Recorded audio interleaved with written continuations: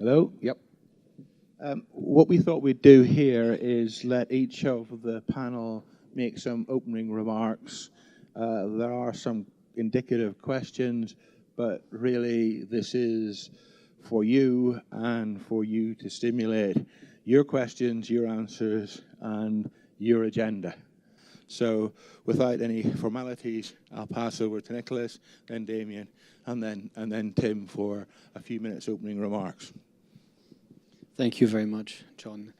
I think in terms of setting the background for the environment in Africa over the past 4 to 5 years, I think we've seen material change in terms of stakeholders as a start. We've seen a number of IOCs scaling down or just going bust. At the same time as we've noticed an increased presence and investment from private equity. We've heard this morning from this gentleman from BP that in terms of financing exploration, we've seen new players like credit funds as well as traders and majors. We've been through a difficult financing ride with a lot of companies unable to pay their loans and which have basically bankrolled their existing loans into new loans just to push back the deadline. We've seen a number of IOCs postponing, cancelling as much as they could of their business to generate profits and then borrowing as much as they could to be able to pay dividends. And in the meantime, while a number of oil and gas companies, which enjoy a sterling reputation, have been able to continue to borrow money for their sterling projects, a lot of others have really struggled to find capital, even if this is getting a bit better at the moment. In terms of activity, we've seen some development in Africa, but unfortunately, we've seen very little exploration being undertaken. There is limited appetite for investment in Africa, and it's not a big surprise. If you embark on a tour of Africa north to south, the significant political and regulatory uncertainty is often a big issue for investors in Africa at a time where the due diligence reviews that we perform are massively different from what they were 10 years ago. We were only looking at whether the assets were valid and current, and we are now embarking on much broader, comprehensive reviews, including enhanced attention to ABC issues, to the environment, and to the reputation of companies investing in those countries. All in all, this is the reason why Africa has been lagging behind in terms of investment and why it makes the continent not looking as appealing to other places of the world at the moment. So a bit of a grim introduction for me. Is it working? Yeah. So maybe a word of caution to start with. I'm going to be less partial on Africa because I run oil and gas for Standard Bank in London, and Africa is what we do. So we make a living of sourcing capital for African projects. A few remarks on African upstream. I mean, clearly, the E&P space, as you all know, is about risk and reward. There's a lot of risk in Africa, and you mentioned some of those. Probably different risk to places like the North Sea. It's not that much about the geology. It's probably much more about the surface and taking oil or gas to market. You mentioned ABC, financial compliance risk as well. But on the other side, the reward is very significant. Just some points of reference. There's a new marginal field law that is being discussed in Angola. To qualify for marginal field, you need to have resources of less than 300 million barrels of recoverable. I'd like to find another place in the world where 300 million barrels would be seen as marginal. We currently working with an indigenous company in Nigeria. Our in-house engineer has been looking at their asset, and they got 450 million barrels of oil recoverable. So again, massive size project with the potential for very significant returns.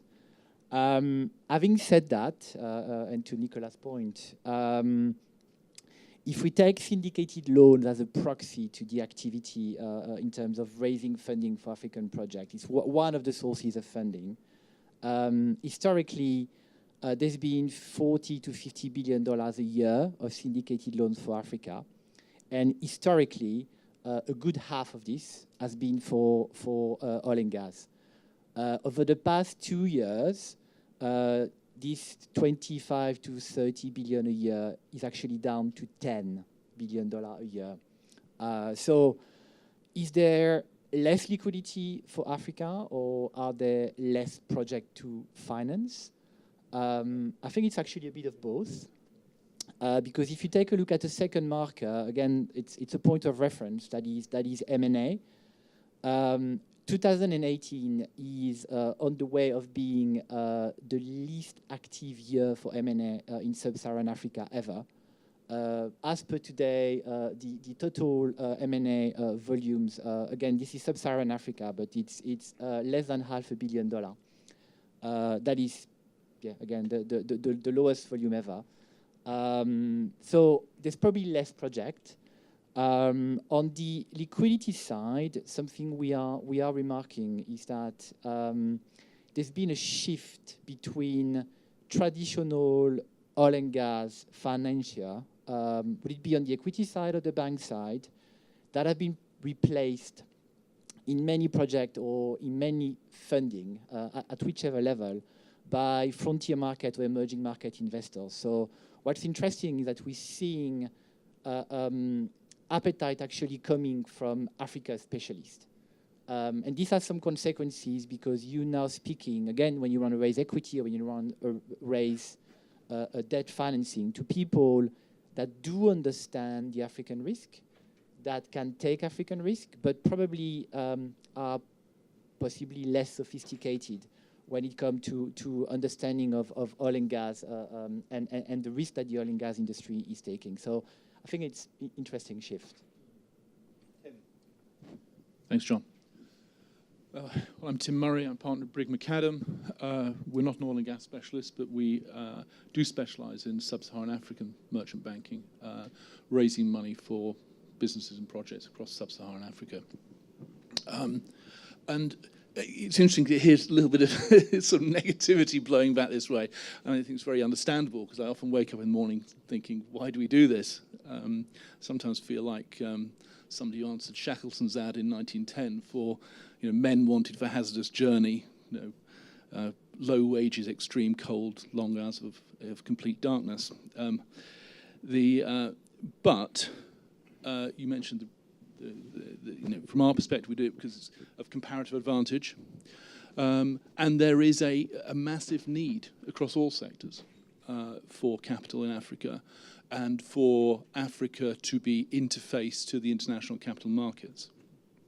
From an oil and gas perspective, I think it's important to make a distinction between upstream and downstream, because we see in all aspects of African financing a difference between investing in extractive businesses and investing in what I would call African businesses.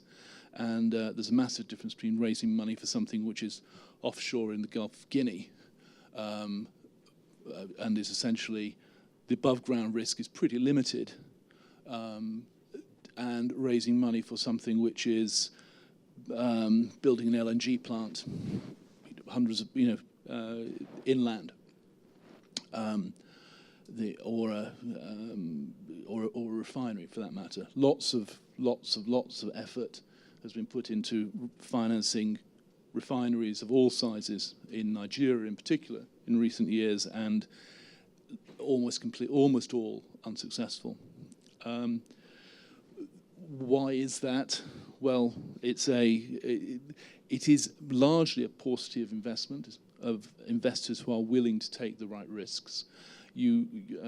Nicholas talked about Damien, talked about the specialists, and yes, there are now some very large private equity funds focused on Africa, but they tend to be very large. And if you've got a $200 million deal, there are lots of people who will talk to you about it. But if you have a $25 million deal, and it doesn't fall in the footprint of impact investors, and it doesn't fall in the footprint of development banks, it's very hard. It's very, very hard to finance. Leave it at that. Thank you, gentlemen. Perhaps now if I throw some other factors in and see if any of the panel would like to talk about it. Set aside, oil price seems to have rebounded to a reasonable level. The ongoing dynamics of governments and legislation and local partners in Africa remain. But there are other forces of change which I say are having a disproportionate effect in Africa. The change from the US to an exporter of hydrocarbon from being an importer has reduced their strategic focus in West Africa, I will say, and a number of American companies are withdrawing or have withdrawn from that, and American capital is no longer really being deployed in that space. We have the cliff edge decision from the World Bank Group that they will end lending to oil and gas. I don't quite know what the consequences will be through IFC, through MEGA guarantees, etc. We have seen the traders look to funding projects which enable them to access wet barrels in tradable grades, but are not necessarily that supportive of isolated or smaller packages of grades. I wonder if anybody could comment on those external forces which are increasing the complexity on an already complex environment. I definitely agree that those 2 or 3 additional external factors are increasing the problem that Africa is facing, which is somehow beyond the oil and gas industry, is beyond the petroleum crisis of June 2014. It has to be seen as a more globalized process because of this uncertainty in the political regulatory environment. Africa has lagged behind in terms of investment because it is more complicated. It has been more complicated over the past 5 years to invest in Africa than it is to invest in other places of the world. When we all started working in this business, a lot of our clients were shopping for oil and gas in a country or in a region. Now they are looking for oil and gas worldwide. If a particular country in Africa or if Africa as a whole make their life complicated, they just go somewhere else. The new venture or exploration team will just strike a number of countries at the top of the list and go to the bottom, and then they go to Mexico and they go everywhere else. Air miles are very important for your holidays. Who wants to comment on air miles? Not on air miles. It's maybe again a slightly different perspective or complementary perspective. There's one positive thing about Africa is the yield or the return you can derive from your investment. And it gives you multiple options for funding. It's always a very good start or a very good place to be in a position to offer a high return to your investors in a market where this is what people are looking for. People are looking for yield. So yes, some of the traditional sources of funding for Africa have been displaced. Some of the large international banks, public markets in a way. I would say the usual or the old standard of I'm raising capital on name, and then when I'm getting close to production, I will raise my liquidity with some European banks is probably over. But there are new sources of funding. Xavier spoke earlier today about the traders that have been plugging a meaningful gap. There's private equity from frontier market funds or private equity generally or frontier market fund generally.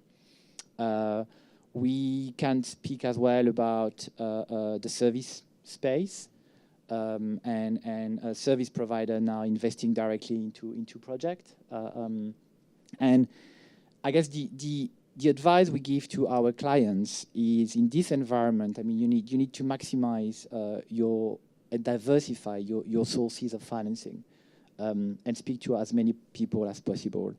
One last remark, maybe on the dynamic.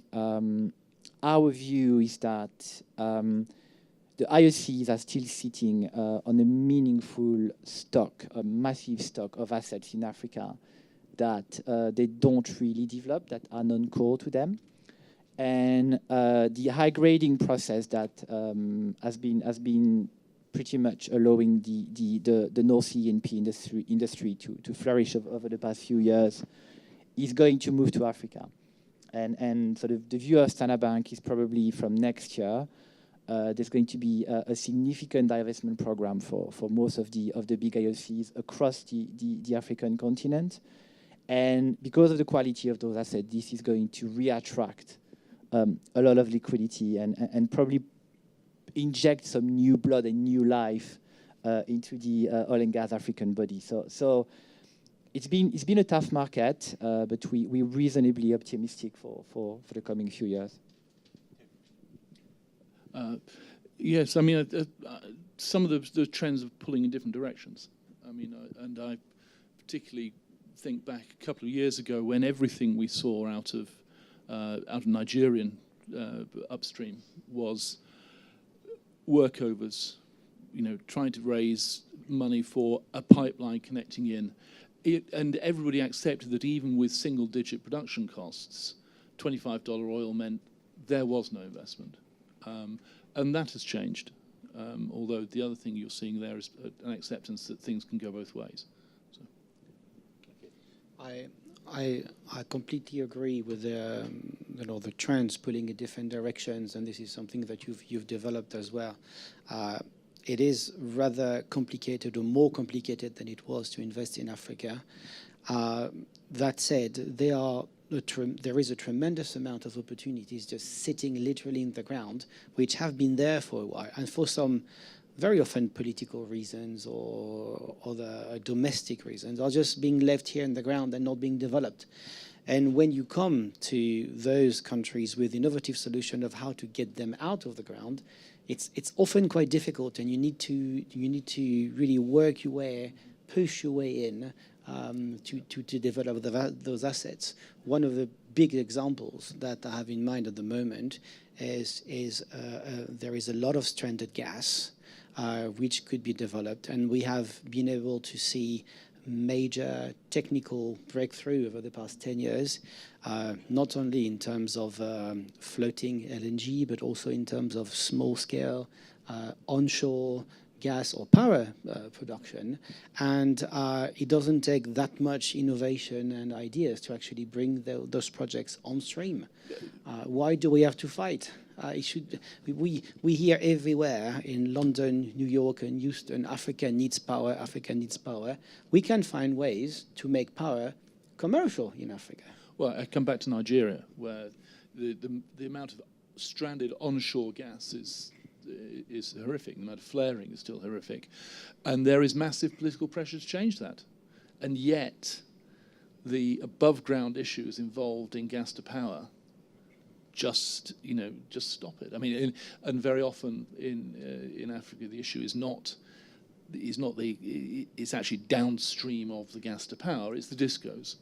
But Tim, if you look at, say, Victoria and Cameroon, yes, there's a customer base among the breweries and industrial companies, but to get volume sales, they went to the power market. And then for the same reason you pointed out, there's been a hiccup in that. Yeah. I suggest that some of the gas companies in Tanzania have also been stalled because of payment issues, because power can absorb volume of gas. Yes. The industrial customer, while he may be a better paying customer because it's a cash business, you need many of them to get the same volume sales. And you've still got to get either the gas or the power to the customer. Correct. And in Africa, everything is physical distribution. Tim, I have a great belief that putting pipes in the ground in domestic is a photo opportunity for many African politicians, which is currently being missed. I can see lots of election posters and encourage them to support local projects. And if it is designed in a way that is commercial, this is small scale, localized type of production. You don't need to spend billions to develop micro projects like this and bring power at an affordable cost. there are already a number of low-cost power producers coming to the market with turbines that have already been used in other countries and being recycled here for a second life. But you could also think of potential developments like you were mentioning, Victoria Oil and Gas in Cameroon. They just put a polyethylene flexible pipeline under the roads of Douala. It didn't cost them a fortune. And industries were absolutely delighted to pay initially $16 per million BTU for gas instead of $25 for HFO. You do that 10 times, 100 times, 1,000 times, and that's possibly the issue, because you're right. There's a huge potential in the gas to power space. But where Africa is sitting at the moment is either you got too much uncertainty for the large-scale project, where large-scale investment are pretty much paralyzed because you got a terrible track record of payment from the state-owned utilities or from the state-owned industries. And on the other side of the spectrum, you can identify a few successful stories, but are they scalable? Can they turn them into a $1 billion business for some of those that at the moment are 20, 30, $50 million operations? And I agree completely, Damien. And the other aspect of it is that in many of these countries, in many African countries, anything which involves planning permission on a large scale involves corruption, and for one reason or other doesn't happen. It's interesting, actually. We think about that side. On the refining side, the one large project that slowly seems to be lurching forward in Nigeria is Dangote's refinery and his pipeline. Why? Yeah, exactly. Why? Because you've got somebody who is truly connected in Nigeria, an indigenous billionaire who can finance it without resort to largely without resort to the international capital markets. He has a business which can raise a cement business and flour business which can raise money. And would those projects be getting even to where they are today if they didn't have the backing of someone like Dangote? Or in fact, I can't think of anybody else, to be honest, in Nigeria who could get that done. I think the answer is no. Perhaps now, looking around the room, I see quite a number of people with many African stripes on their sleeve. So I think I'll open it up for questions to the floor, please. One for Mike. Go ahead, Joe, and I'll take Michael. So sorry, I was closer to the mic. Don't you think that one of the reasons why there's been less financings is that some of the nice discoveries now went to the majors who don't raise finance for that kind of stuff, rather than the smaller companies? And on the other hand, as far as small companies working domestically, I think the 7 Energy debacle has really taken its pound of flesh. We're trying to finance a company in Senegal, and all the usual suspects have been losing money on 7 Energy, and that really is a very bad precedent. Anybody want to reply? I totally agree that the vast majority of assets in Africa are still in the hands of the big IOCs. And if you benchmark Africa with the North Sea or the US, obviously, or even Latin America or Southeast Asia, it's very concentrated in the hands of Shell, Exxon, Total, Eni. And again, we think this is about to change, probably, that there seems to be a desire, as we all know from the IOCs, to refocus their business on deep offshore LNG and onshore shallow water is likely to be non-core. And what has been going on in the North Sea for the past 2 or 3 years is probably going to hit in a good way, is going to get to Africa. Creating meaningful potential for the independent sector. Jerome, Senegal. Oh, 1 minute, Michael. In Senegal, for example, or in Tanzania, and the independent gas projects there, they have all been one project companies. why have they not tried to stretch to either add to their market or go to another country and create some sort of portfolio effect? Because they have been around and weathered a storm much longer than Seven Energy, but they seem to have just almost become moribund in that small captive market and not tried to expand, because they have some business history. They've encountered so many issues on that pathway which they don't seem to want to capitalize on. Thanks for the question. I seem to be joining the panel. Yeah, wow, It's a pleasure. We've got to get in fact, in Senegal, the large discoveries date in 2014 and 2016 for the gas. So it's only now that people come to realize the potential. We're far from having covered the gas to power needs of the country, which could be a $400 million per year market. So, and we're sitting on the best possible assets from the top of Morocco down to the borders of Nigeria onshore. So why should we go anywhere else? But we do have plans to go elsewhere with Fortesa. For the time being, we want to concentrate on the best hanging fruit, which is domestic market for gas. It's sold more than $8 per MCF, which compares favorably with what can be harvested in Tanzania, for instance.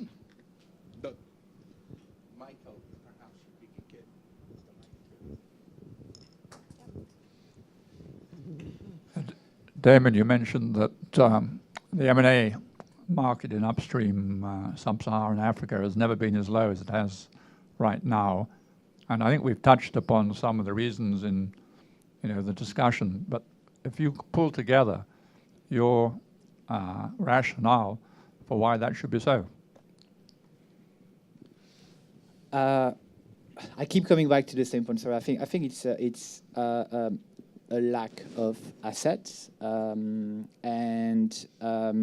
if take a look 2013, 2014 divestment round in Nigeria, it has created a market. So when you put quality assets for sale, it will attract liquidity. I think it's one of those chicken and egg situation where quality assets get to the liquidity and vice versa. So I think the reason for limited M&A activity is because the IOCs have been deciding to divest first the non-core portion of their portfolio in OECD countries because it's easy. It's easier. Reality is that you put for sale a package of assets in the North Sea. It's probably gone, sold, financed, closed in 6 to 9 months. If you do the same in West Africa, you're lucky if you close a deal in 12 to 18. I mean, it's probably 18 to 24 months.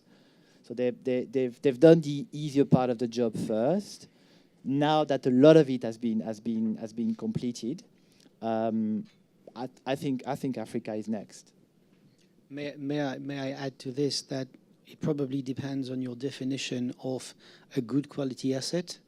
Are you talking about the geology, or are you talking about the overall broader comprehensive assessment of what a good quality asset is?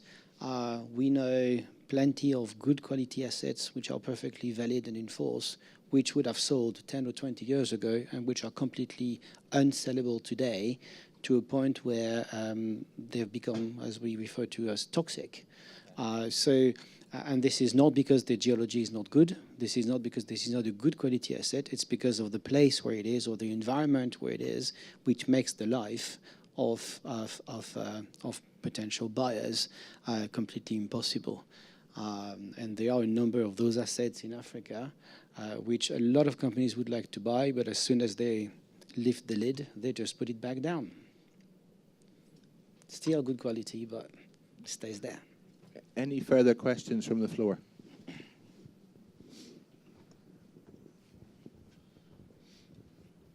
Thank you. Just to follow up on Tim's point about local partners, actually, if you consider a smaller scale, so not a sort of Dangote type refinery, if you're looking at, say, a $50 to $100 million investment in the upstream E&P business, how important is local partnerships from an investor standpoint? So from an equity and a debt investment perspective, is local partnership crucial, or is it nice to have, or not important? I would say it's crucial. And again, if I think about particularly onshore shallow water, your local partner is there to give you some sort of political guarantee, not just in terms of central government but also local government. He's there to help you manage risks of disruption from local residents, particularly if you're in the Delta. He's there to. I find it's hard to see deals like that getting done without a good local partner, good, strong local partner. However, it's a fraught area because, everybody in this room is subject to the FCPA or the UK Bribery Act, and your choice of local partner is very important in that area. Not you need it's somebody whose views on how you get things done are consistent with the views of people in this room, not with perhaps local custom. Damien. Thanks. Another way of looking at that is that if I take a look at the our wish list to support some of those projects, type of size you mentioned, Will. Yes, you need a local partner. You need a local partner that would bring an expertise about execution and about managing the above the ground risk. Because again, to my introductory point, it's particularly Nigeria. This is not rocket science to find oil in Nigeria. I mean, you just dig a hole. Can we quote you on that one? Dig a hole with a spade and you will find a lot of it. So it's all about taking it to market. It's all about commercializing it within a reasonable time frame.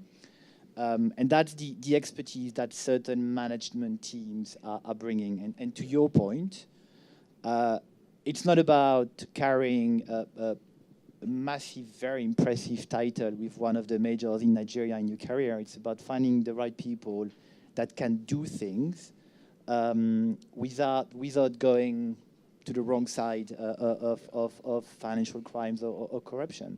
And this is absolutely critical.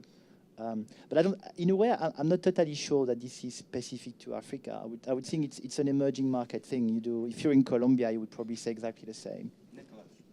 I find this conversation very interesting, and I'm probably going to be a bit more challenging as again. But I think the local partnership issue is part of a broader conversation about local content, and it's fascinating to see how local content, which is the requirement in a lot of oil and gas legislations that we know, has become, started to be, as you mentioned, life insurance policy in the country, in addition to the technical expertise that a lot of those local companies could bring. At the same time, when you operate in emerging economies where those companies do not exist yet, where those skills do not exist yet, we've seen that local content has become a fantastic corruption machine. We face that at the moment in a number of countries in sub-Saharan Africa, where we have this sometimes new, sometimes not new, but recently enforced requirement, and we just struggle to find local partners. And because they do not have local partners or those local skills that they want us to hire, we open a massive machine for corruption, which is a massive headache in 2018 for the board. When you try to sell the 2 or 3 local partners you've identified to the board, 99% of chances that they're never going to work out. So you're stuck between your board and between your local requirements. And there are quite a number of places like this at the moment which haven't thought through. And again, this is not an African problem. I completely agree with you. This happened several years ago in places like Brazil, in Latin America, and they made the same mistake. I agree with what the panels have said, but I think I'll add an extra dimension. Peter spoke about his TSB field, which is Tom Shop Bank. Some 9-10 years ago, I was involved with that asset, and it took us 3.5 weeks to figure out who actually was the real local partner. Because in some of these jurisdictions, if you go through Africa, there are silent shareholders or there are front shareholders, etc., which complicates the ownership and connections mapping around some transactions, which can add corruption risk, political risk, connections, and delays to it. So the choice of an ideal partner sometimes is not yours, and you are struggling to make the best of the controlling influences who have got title to that asset. Any further questions? Yes?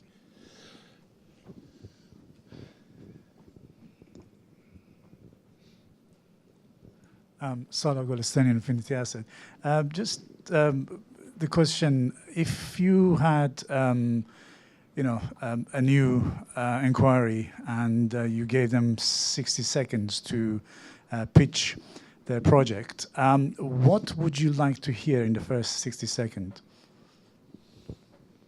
I'll go first as well. The route to market and the certainty of payment. I think it's a good start, but it's not enough, unfortunately, to sell this to the board or to the shareholders.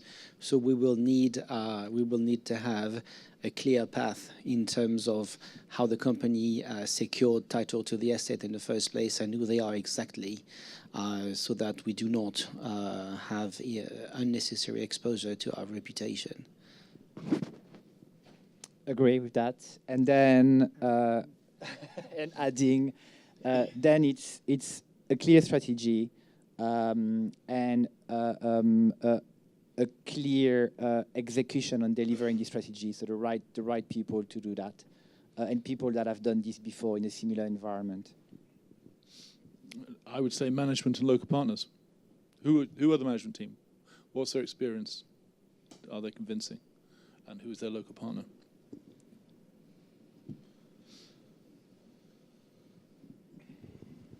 How do you see the time cycle for obtaining project approvals developing in Africa? Do you see it speeding up anytime soon?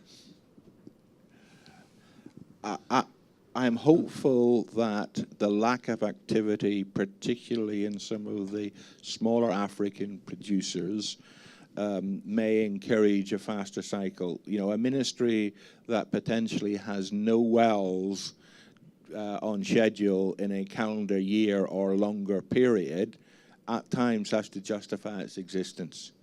And, you know, there have been examples of deals being done and approvals being done in time such that they can justify, i.e. the ministry, can justify their existence among their other African peers or at the global conferences, because you know, these departments are struggling for budget allocations inside their country and an expectation of a tax take. I think that after a relatively long term of denial, quite a number of African states have come to acknowledge that they need to do something to be a bit more attractive. And they are such in dire financial straits at the moment that if you come with the right project and the right team and the necessary capitals, you could secure sanction faster than you used to in the past. Does it mean that it will be faster than in the UK or in the US? It's difficult to assess, but they are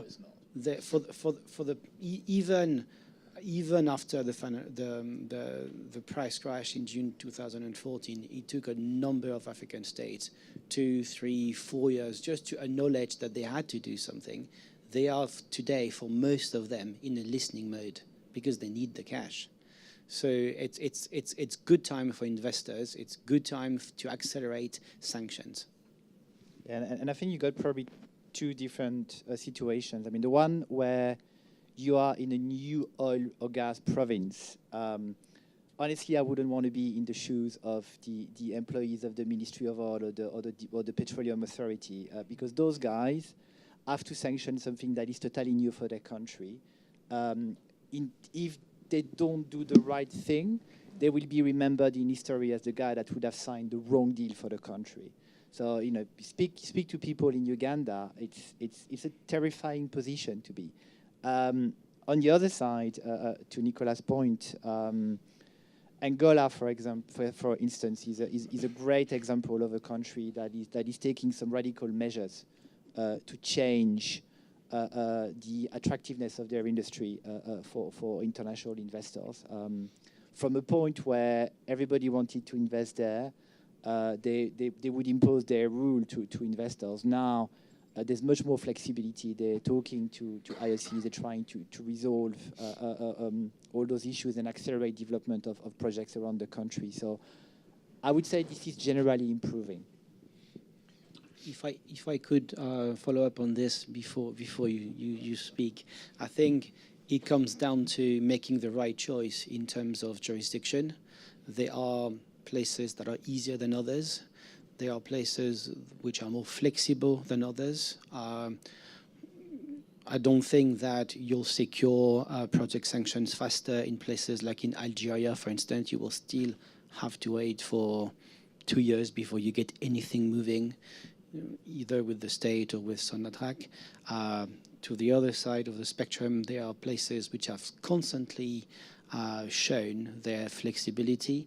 Angola is a very good example. Angola has been for years the best designed petroleum regime in Africa, designed in terms of government take just below breaking point.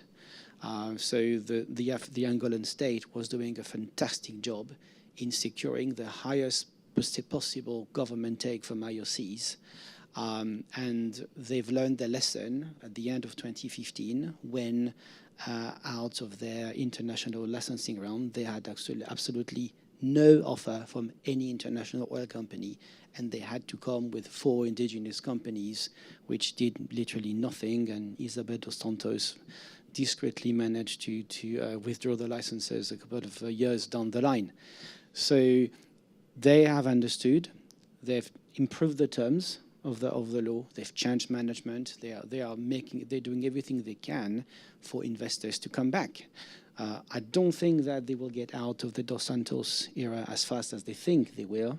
It's going to take a little bit longer than they think, but I would personally choose a jurisdiction that is easy entry and that is welcoming investors as the new focus for Africa, rather than going to the usual suspects, which are not necessarily easier to deal with. Sorry, Tim. Not at all. Not at all. I mean, all I would, I suppose, summarize that by saying Africa isn't a country, and you'll get 54 different answers to that question. The local politics is everything. So, yeah. Tim, picking up on that, potentially we're seeing the next 5 years a significant potential of regime change across Africa as a number of long-serving heads of state potentially are moving on, and we're seeing some perhaps very key watershed elections through Central Africa and another election in Nigeria. So does that open up a window to reappraise some of the ministries or oil dynasties or oil advisors who have set patterns in some of those countries for 10 or 20 years? In those countries, political change, in Africa in general, and this is not a local answer, but in Africa in general, in most countries in Africa, political change drives ownership change and economic change. And yes, definitely, political change of government, not necessarily change of regime, but just change of government will lead to musical chairs. I completely agree. Political transition has surprisingly emerged as a very important question on the due diligence list of questions. We had the title. Very quickly, we had ABC, compliance, and all sorts of corruption issues coming to the list. But clients are more and more worried, not only about their reputation, but also the image that they convey. And this is particularly true in this 2018 world. So we often have questions, usually from the larger players, about the image of a country, but also all sorts of questions about presidents and their first circle and political transition and what's going to happen. You can see a number of places which are going inevitably to go through massive political change over the next 5 to 10 years. You can think of Equatorial Guinea, for instance. You can think of Congo-Brazzaville, for instance. Cameroon is on the Congo. Absolutely, the possibly never happening elections in Congo K. I mean, there are a number of issues like this which are a matter of concern for larger, longer-term investors, which really come not for a single shot, but to set up more broadly into the country. But that's the structural problem for many countries in the African continent. I mean, the nature of the political regimes there and the nature of the society around it means it can be very hard to attract long-term investment for just that reason. So you're investing in the president. Yeah, and at the same time, we had 2 recent good examples of peaceful political transitions in places where we would not have thought. Nigeria, Angola. Yeah. We've seen 2 great examples of peaceful democratic type of transition. Peaceful democratic transition can still lead to issues. If you look at the last Nigerian election, you know, yes, it was very peaceful, thank goodness, but you know there was a complete change of faces. And Dangote, who I mentioned earlier, is perhaps the great survivor from the previous regime. But you know, there comes a point when you're so big, you know, that you're going to survive. Nigeria still hasn't got a petroleum bill through and ratified. Yeah, and here we go again and we're on to the next round. Yeah, there's a trend clearly in Africa with I would say a general improvement. And what's very interesting is I think the where is this trend coming from? And a lot of it is coming from the emergence of a middle class. We were chatting about that. People that are more educated, that actually have access to the information. The stories of many Nigerian friends about the previous election is how quickly every story would circulate through internet and social media. I mean, that's not always a blessing for democracy, as we know, but in certain countries, it's actually an improvement in the way that you don't have anymore a very small group of people close to power and government that would control information. Information do circulate now, and it circulates with people that are educated, that can do something about it. So I think it's a general optimism about where Africa is coming, even if, to your point, change by definition is bringing instability. We are just about to run out of time, so I think allow each of the panel to have a minute or so just to sum up on their thoughts. From my own personal perspective, there are barrels and there are molecules of gas in Africa. Those who can and should be developed. There are impediments in Africa, in the countries, and external forces which will make that a struggle, but I think it is a struggle worth undertaking.